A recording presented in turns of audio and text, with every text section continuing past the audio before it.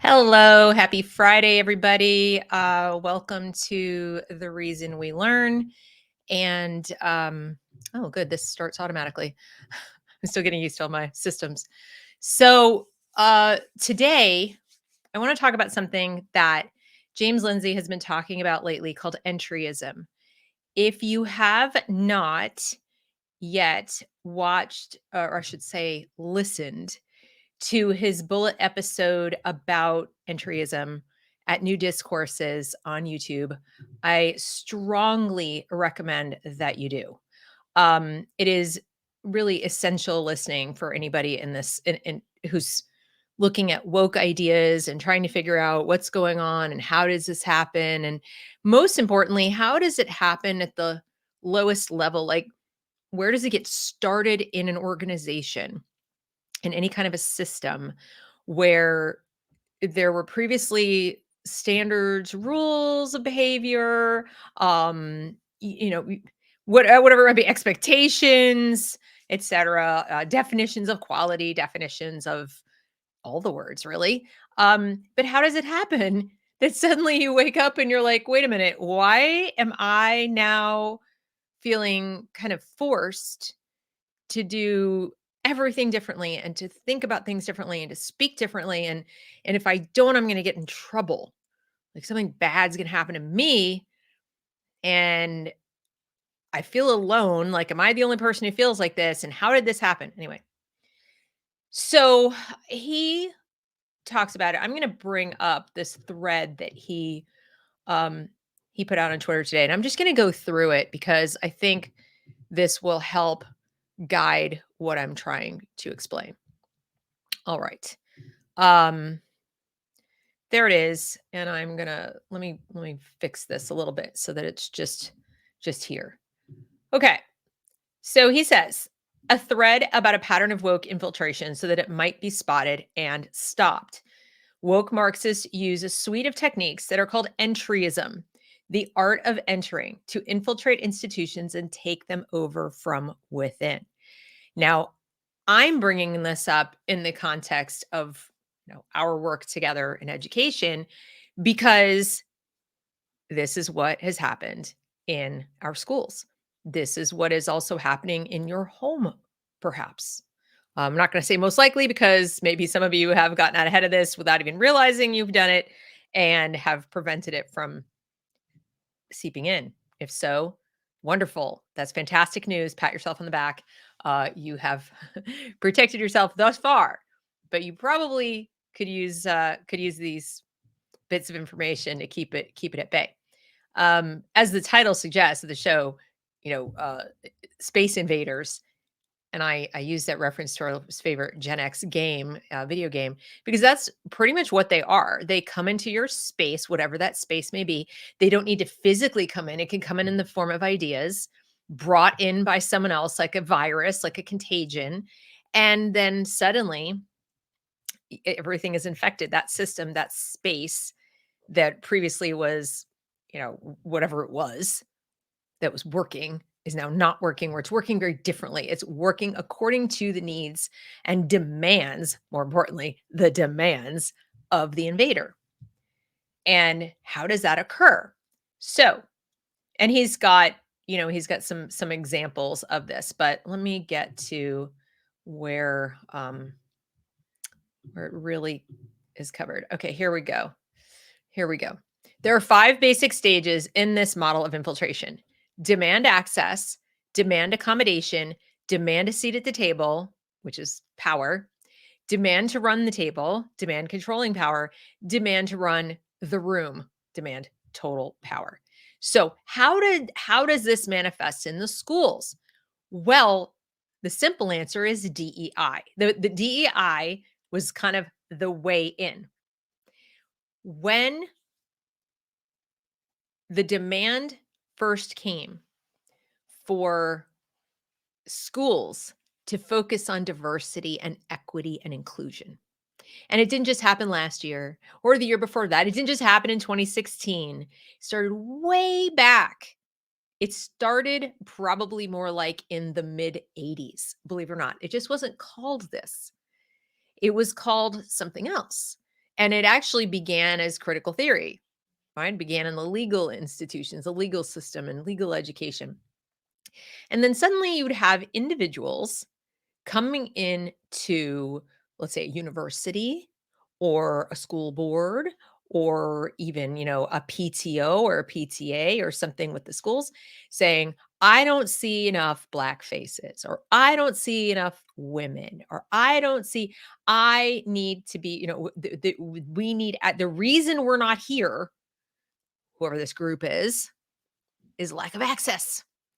It's lack of access. There hasn't been enough access. You need to give us access. If you don't give us access, we are going to pitch fit, stage a protest, whatever. We demand access. And so initially, people running these institutions, people running schools at the most local level thought to themselves, I'm sure, okay, looking around the room, yeah, I don't see a lot of fill in the blank. What's the harm? What's the harm in giving some more access? Let's pick another member who is fill in the blank. Gay, female, black, gay, female, whatever. And let's put them on this board or in charge of things, or let's hire some more black principals, or let's do it. Because we think you can't really argue a reason against it. Can you? Right? As he says, the first stage is to demand access. You hear this in much of their language. Equity, even though it means the redistribution of shares, is framed through some linguistic tricks as equalizing access. Inclusion is about including woke Marxists in things. Now, obviously, they don't identify themselves as Marxist or woke. They just identify themselves by some marker that you can't really deny. I'm female. Yeah, you are. I'm black. Okay, we can see that. Whatever. And all they need to do for the first, toe in the door is to state I am X and I don't see a lot of me in this. And that means, and they attach a meaning to it. So now you, whoever you are, running this organization, running the room, so to speak, running the table, are in the unenviable position of having to say, so what? To somebody who's making this, claim that the mere absence of them or someone like them. So they're careful not to say it has to be them personally, because then you might get down to like, well, let's see your resume, right? But if you're like people like me, and it taps into what is actually really good about Americans, about classical liberalism, is that we want to be fair. We want to be inclusive. We want to make sure we're not arbitrarily leaving anyone out based on some hierarchy or aristocracy or anything. It's like baked into the American ideal that we don't have that here. Equality under the law, everybody has equal rights and equal access. So if you appeal to that, and pretty soon there won't be anyone to appeal to who feels that way. So this is operating on borrowed time, by the way. But when it got its start, certainly in the in the mid to late Reagan era, we were the shining city on the hill, and everybody was supposed to be, look all equal, right? It was a pretty easy thing to do. I don't see enough or equal amounts or representative, we need this. If you listen to or read, I've been listening to it. So the book Maverick, which is about Thomas Sowell by Jason Riley, highly recommend it. You will listen to him talk about, or you'll read him talk about how affirmative action first got its foot in the door. That this idea and then the entryism of it started changing education right there. So affirmative action is a good example of something we don't have. We need a seat at the table. We need to be here. And then everything began to change. But that happened when I was a teenager. So like I said, this is not new.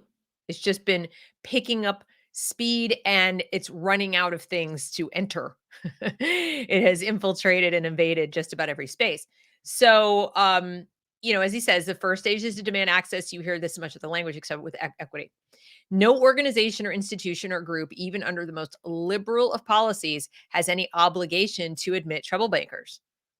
The problem is they didn't They weren't recognized as troublemakers. Most of these people showed up and said, "Oh, you're trying to fix the achievement gap." 'Cause there's objectively achievement gap between students of different races.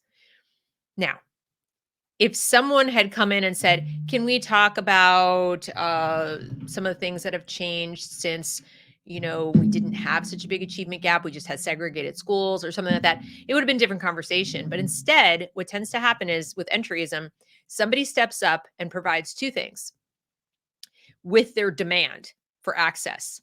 They provide an easy explanation for the existence of some problem that takes some of the blame off of whoever is having the demand made of them.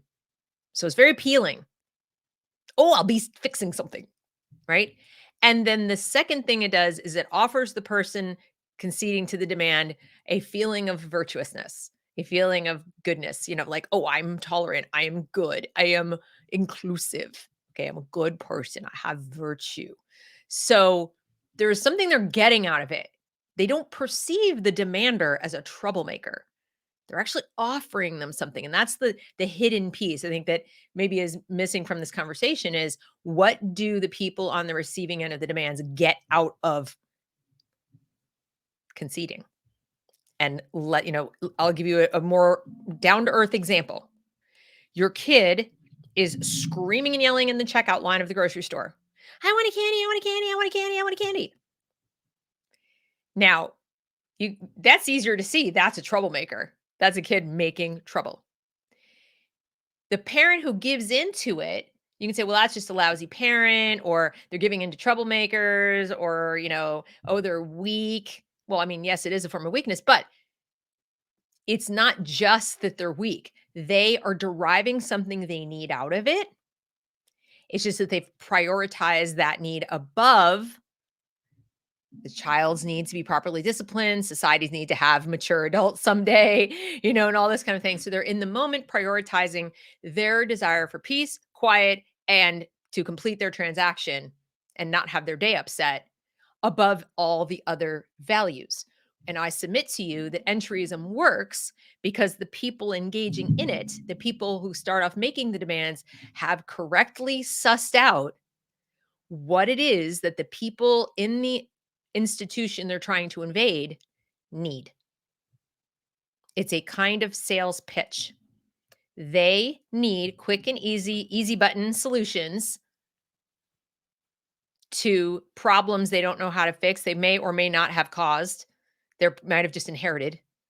They want to look like they're fixing them. They want to have something they can put out. Look what we're doing. And they figure that out and they fulfill the need while making their demands. It's a two-way that you can't just come in and make demands, or you obviously will be recognized as a troublemaker. There has to be something in between. Either you're making a demand, as James might say, that is beneath the organization to respond to, like whatever. And then you take to the streets, the sort of Bolshevik model, and start pitching a fit there, and now it's just sheer pressure and bad PR that forces your way in. Or I submit this is what it is 90% of the time is not protest. It's I come to the door and I say, you're trying to fix this problem. Here's the answer to this problem is you don't have enough of this, or you need me, or you need people to look like me. You need some superficial, easy thing that you can point to. And unfortunately, in America, with our history of slavery and racism, it is the low-hanging fruit. And Marxists have always known it. It is our original sin, if you will. So, as he goes on to say, no organization, is, they demand access. Nobody's immune. The general formula of Marxism is to operationalize bitch moves that polite society doesn't know how to say no to without looking like a jerk. That's what I was saying about how you're like, I can't say you're not black or you're not this. Yes, you are. I can't look around the room and say there are, quote, enough black people. That sounds really weird. What's enough? I can't say, look, everyone's here by merit and there just didn't happen to be enough black people that have merit. Ooh, that sounds icky too. So no matter what, any response they might want to have to the temper tantrum sounds kind of bad. The easy thing with the kid in the supermarket is saying, you're not getting the candy and that's the end of it, will earn you praise from other people. Like, Good job, mom. Screaming aside. If you pick the kid up and leave and say, I'm sorry, I can't purchase these groceries today because my kid's having a temper fit and I'm not going to allow this, you're going to get probably applause. So the need you're fulfilling is your own, pretty much, and that's it. But in these institutions, they've got their own needs as individual leaders or whatever members of the institution, but they also can't figure out how to say no without looking bad. So it's like opportunity to look good, plus I'd look bad if I said no. And sometimes it only takes one or the other, not both. But like I said, I just believe that in the institution, it's almost always a need being fulfilled also. Also. Okay. Um, so you see it everywhere. So if you don't give them access, they accuse you of shutting them out for a nasty reason, racism, etc., sexism. If you admit the woke Marxist access, the trouble will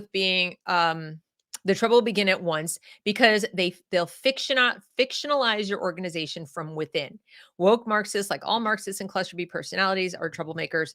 They're also given to gaslighting, so they just lie. They'll make stuff up. The personality that's going to say, "Let me in," or else, even if it's only implied, the or else, they're the same people who are perfectly willing to lie about you the second they get there. Um, so you need to realize you're under no obligation to let them in on their demand. Easier said than done. I've told people this for years. You can say no. You don't have to let these people in. You don't have to establish a committee to evaluate the level of racism in the school, whatever. You're admitting when you do that that you have racism in your school.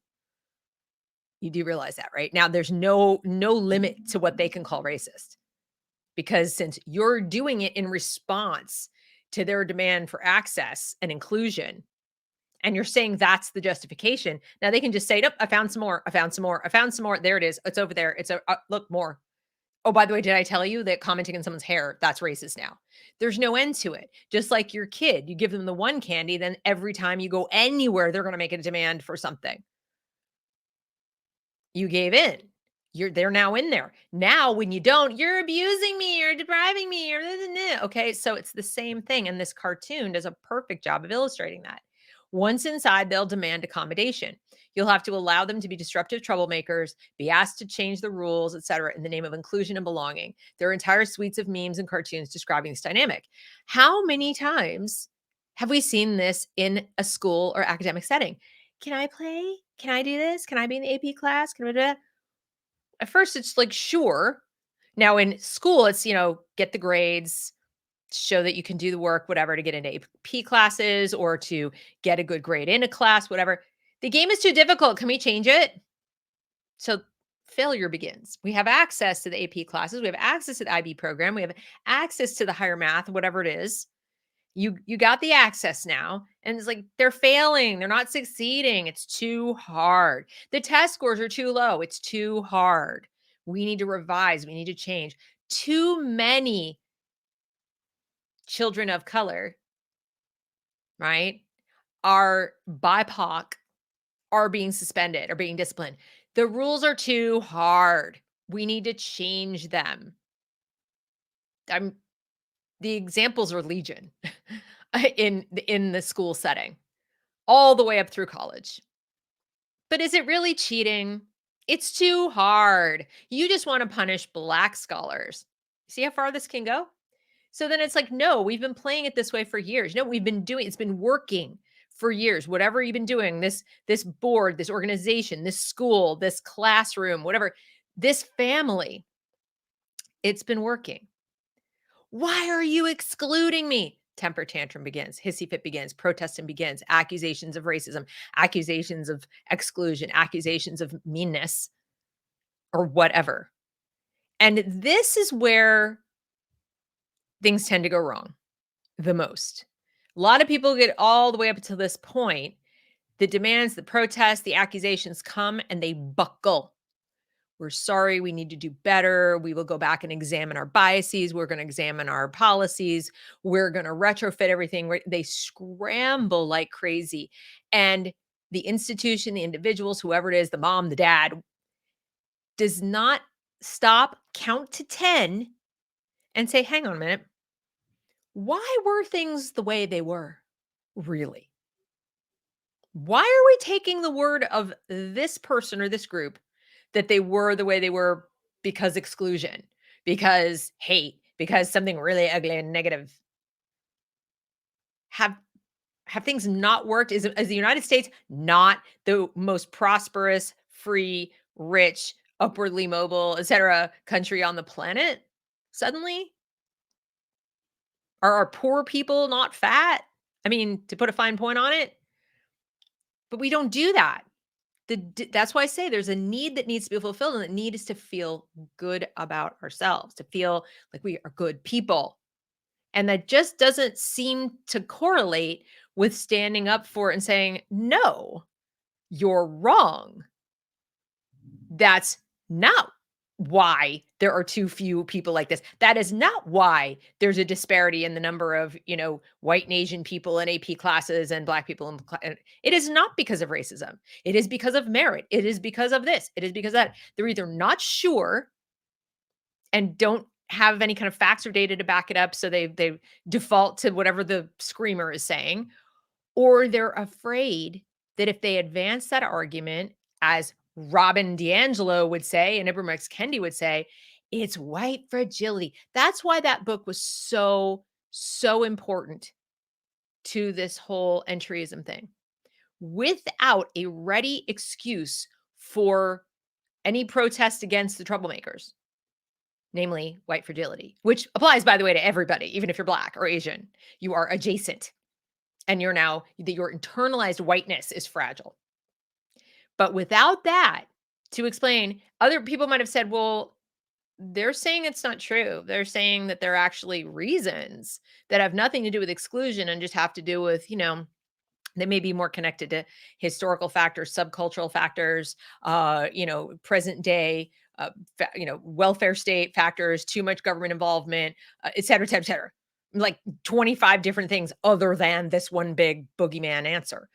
And if they'd been able to say that and not have it to, you just want to cling to your power, like fragility, then people may have spoken up.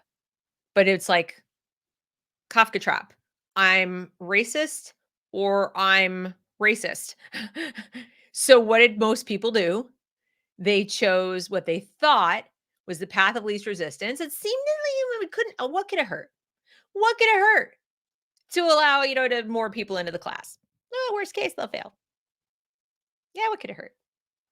I don't think initially they realized this was entryism, that having let people in the door, that this next step, this game is too difficult, can we change it, would happen.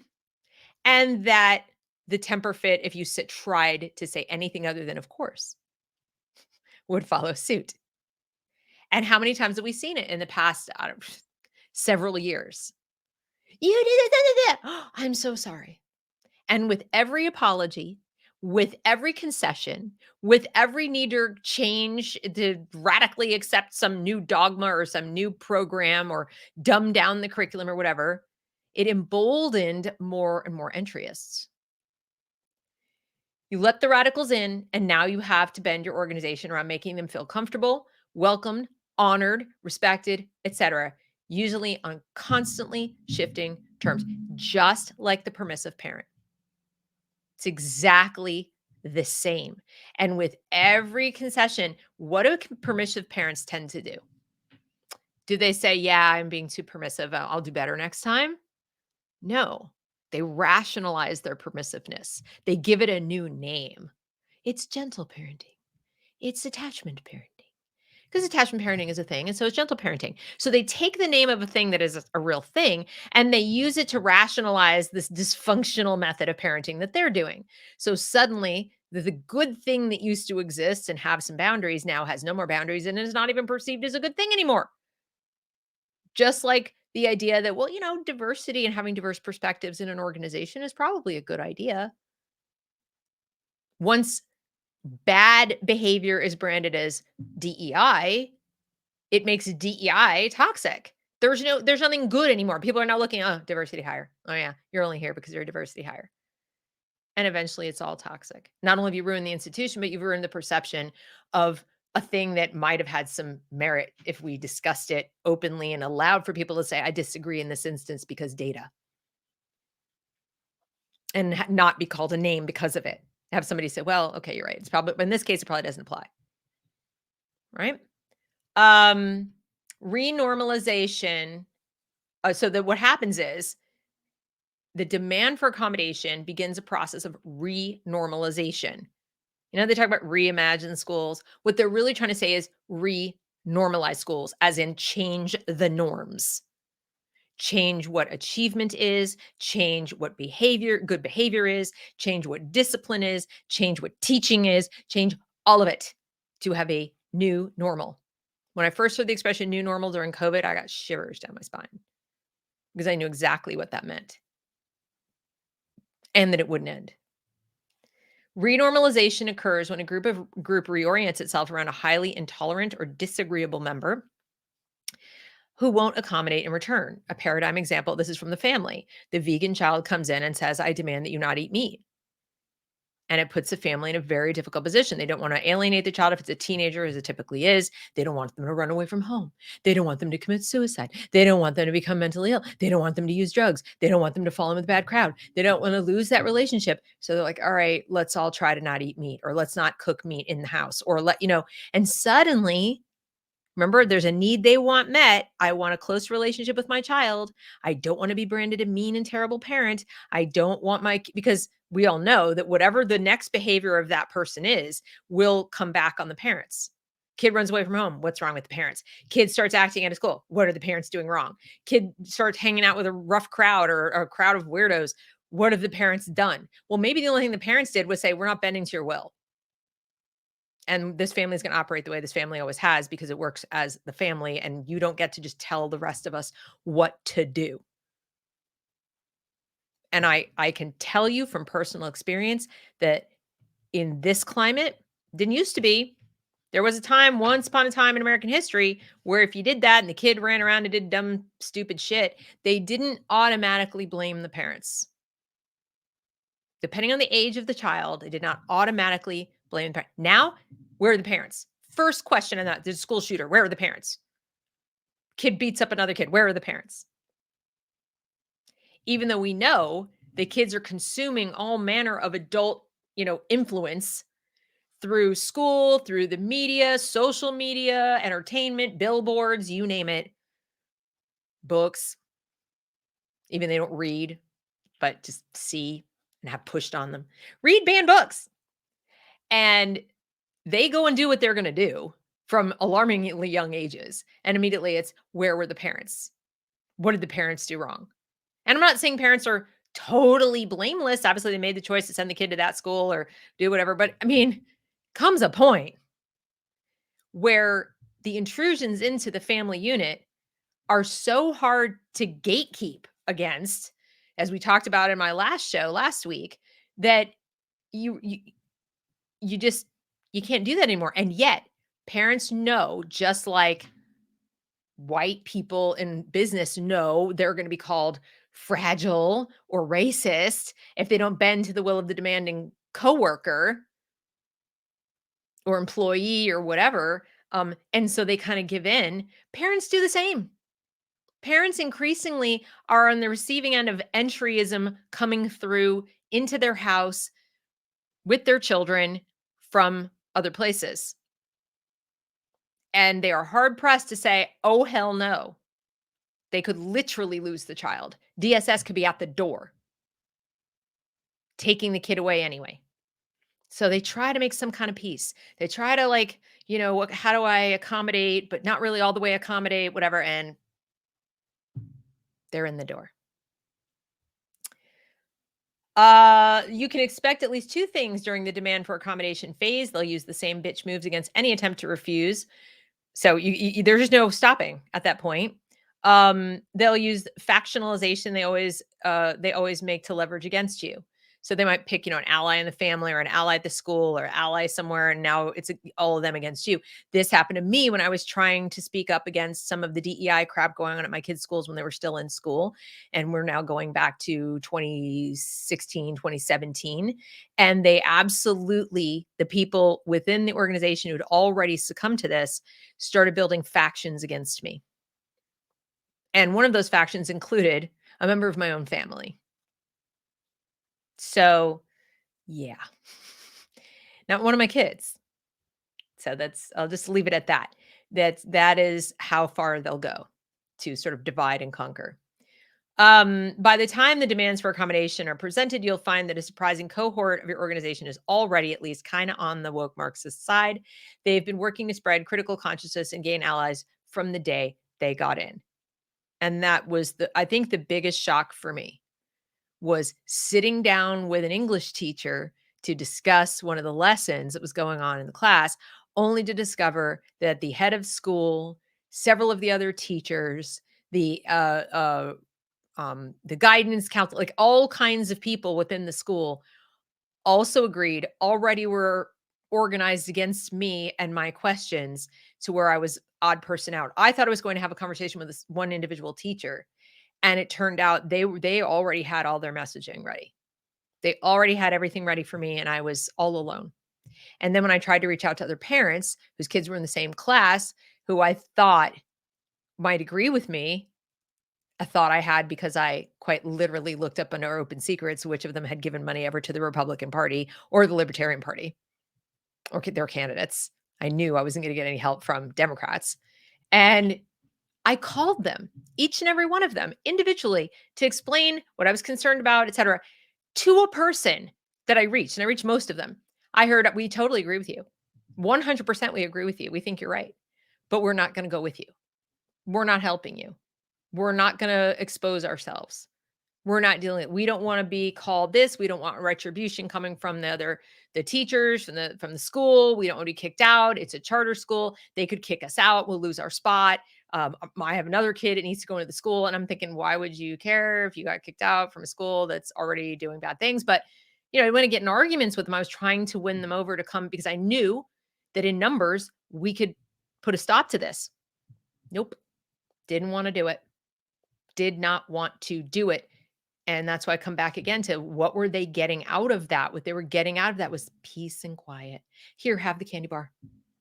Not rocking the boat. Have the candy bar, school.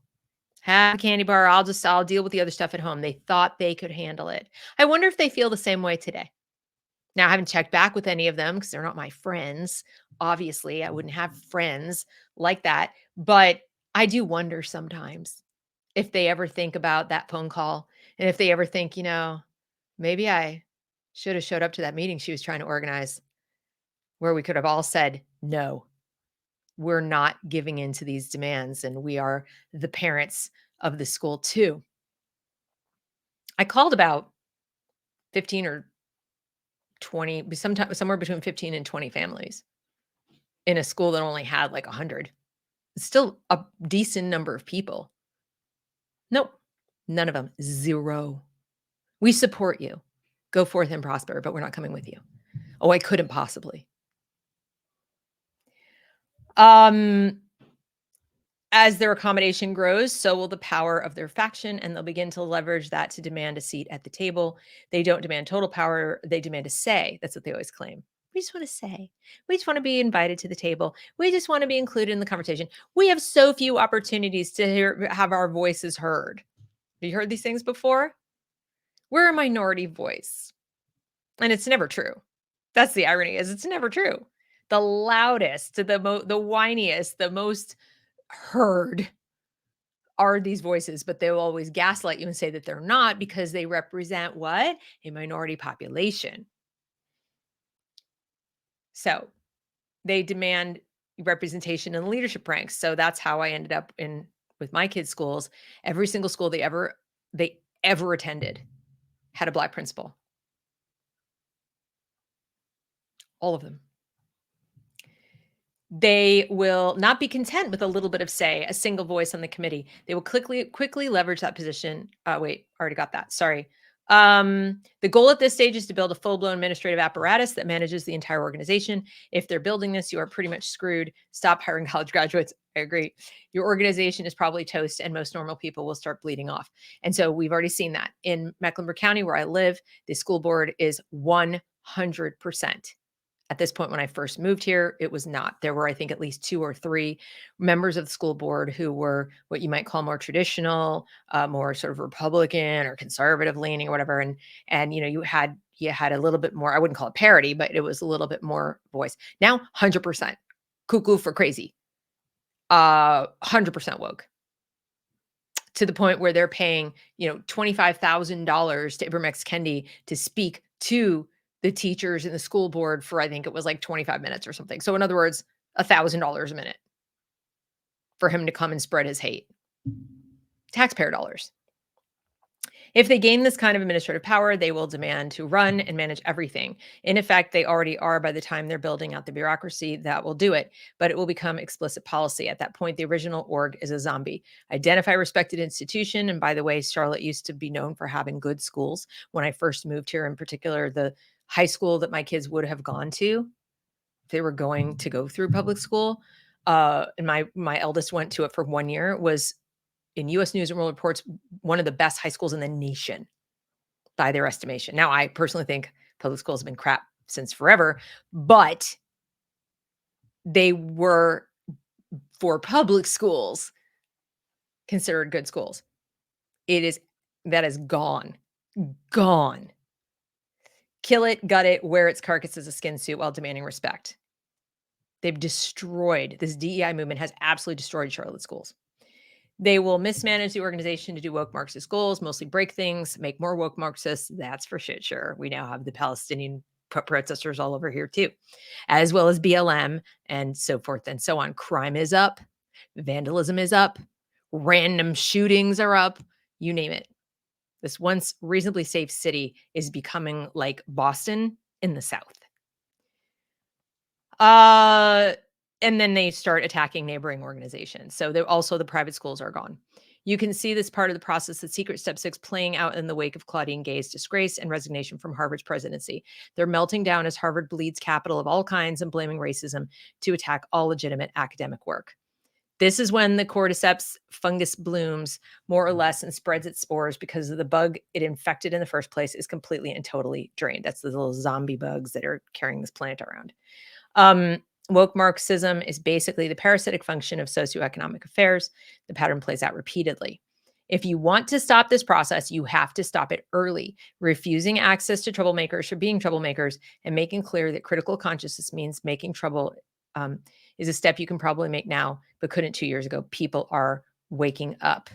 Refusing accommodation for woke troublemaking is also something you can do now much more easily than a couple of years ago, et cetera. So, and he gets more into like organizational structure and so on. But for our purposes, since I speak mostly to parents or people thinking about schools and educational institutions at the K-12 level, my point to you is primarily around your own families and your own local schools and organizations.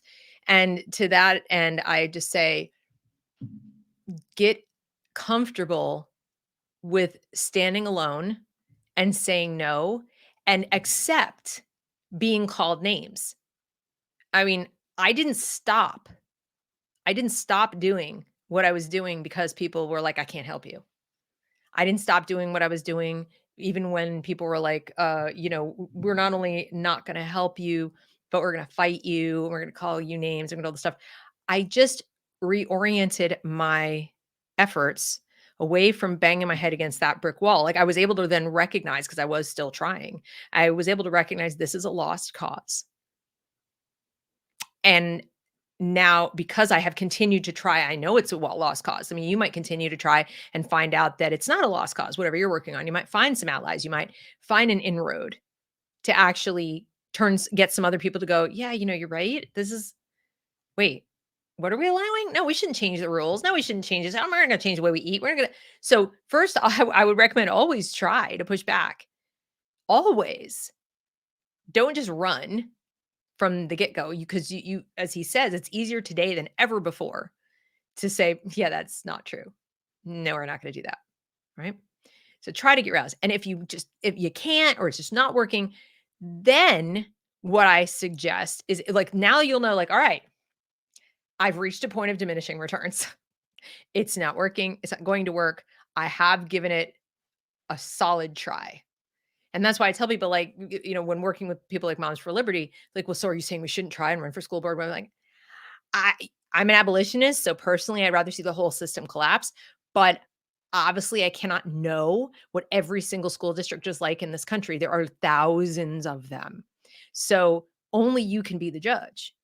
All I can do is tell you, when you try, when you go through these steps, when you run for school, when you win for school board, when you attempt to stand up for these things, you cannot play in their sandbox. You cannot start going, well, we'll have a little DI. Well, we'll replace SEL with this other SEL.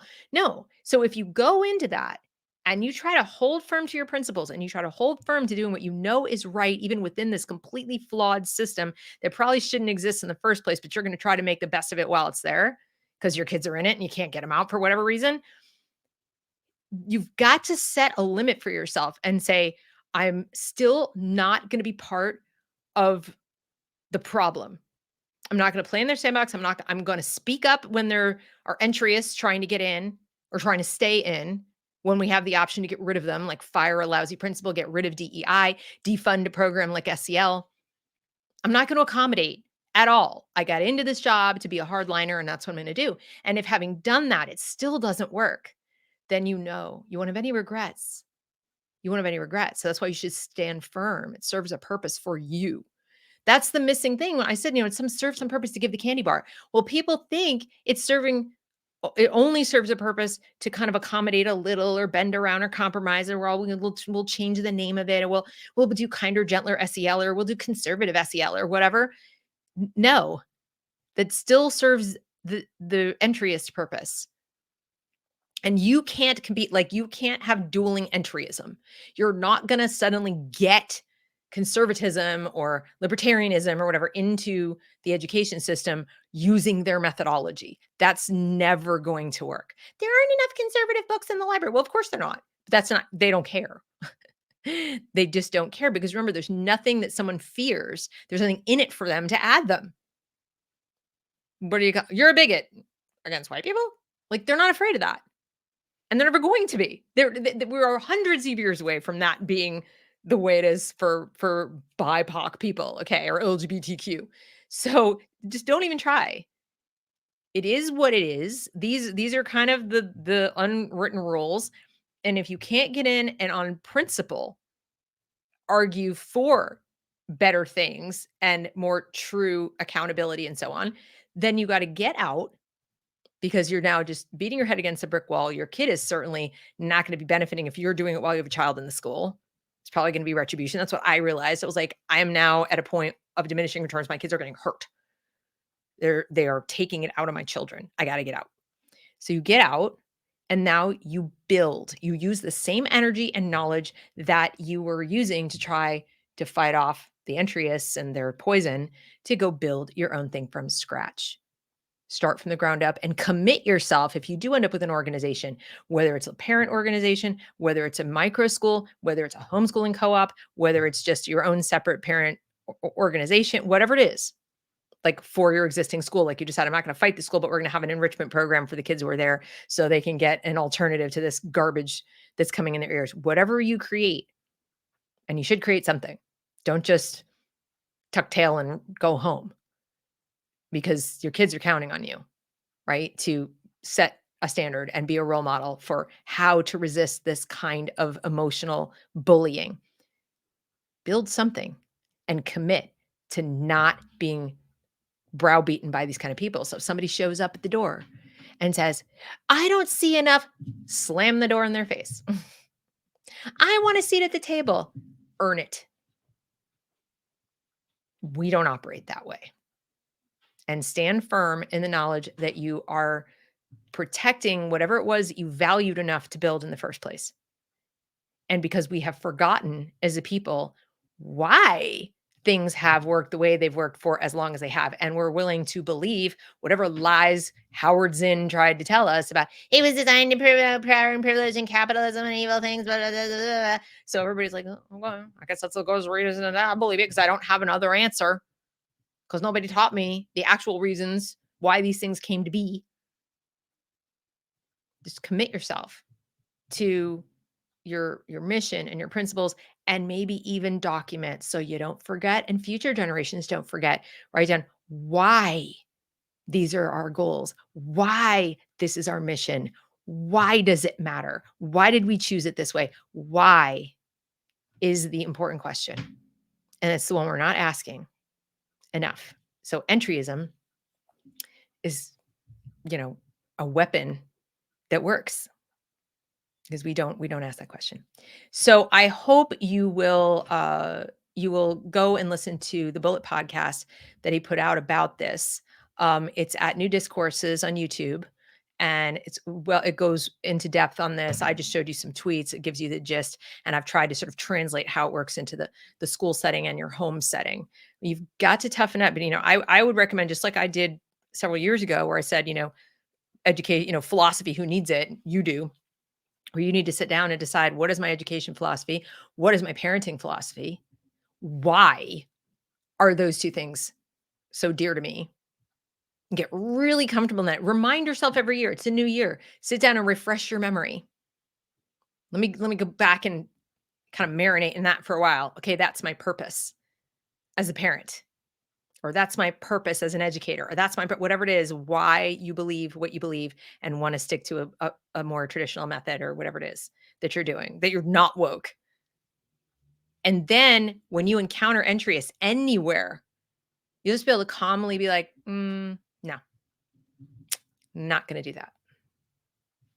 That's it. No matter how many people they bring against you. The entire PTO agrees with us. Don't care. The teaching team says that we have to do this. Good for them. I'm not doing it. And more importantly, I'm not doing it. And here's why. And you never know who around you is kind of internally fighting the battle against entryist ideas, but they just think they're all alone. They think they're all alone. They think they can't do it. As I said, these other parents that I called on the phone, they believed I wasn't enough. One person wasn't enough. They want to know who else has signed up? Who else is going to the meeting? Well, no one yet. And I kept saying to them, I just need one other person. Could you be my one other person? Then I can say, so and so is going with me. But it's like someone once said to me, one person is a crazy person. Two people is a crazy person and their friend. It's not until you get to that third person that the other people who are sort of like on that, teeter-totter trying to figure out what to do will go, okay, I'll join in. And boom. But you need those two people. And it's got to start with someone. And I would suggest that that someone be you, because why not you? If you leave it to other people, if you outsource your values and morality to other people, invariably you will end up with the toddlers running everything. If you outsource your ethics, morality to your toddler in the grocery store, or you outsource it to the toddler running your school or your PTO or the classroom, same outcome. You have to say no. So that's today's show. I hope this has been helpful, and I will see you back on Monday with a show about something to do with homeschooling. If you have any requests, please drop them in the chat or topic requests, and I will do my best to bring it to you. Have a great weekend, you guys.